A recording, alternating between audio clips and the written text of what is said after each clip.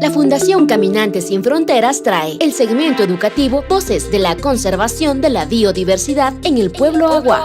¿Sabías que? La pava de Orton es endémica de bosques lluviosos tropicales y premontanos del Chocó biogeográfico. Su dieta o alimentación incluye frutos, hojas, insectos y pequeños animales, contribuyendo al equilibrio ecológico local. Cuidar la pava es cuidar el equilibrio natural de la biodiversidad.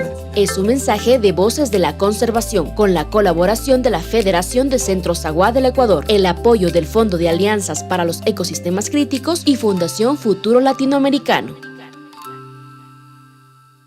Fundación Caminantes Sin Frontera Karamdi Urusa Kamdamisde Pikpara Kuilagin Swashpa Puebla Wagin Nune Pienakis Kuinguane Toami Engalpenalo Gimal Kara Chocomal Ane Kumi Pipa Pa Kara Kalpa Aingirus Kara Ke Wendui Engalda Kawaling Tuanba Kuinguara Kuiragitne Kuiragyamdumak Pas Engalda Kawaling Tuanba Ane Mazakenami Pikpara Kuiragin Yen Wendu Fecaigasa Kara que Wendu Fondo Alianzas para el Ecosistema Críticos Kara Fundación Futuro Latinoamericano.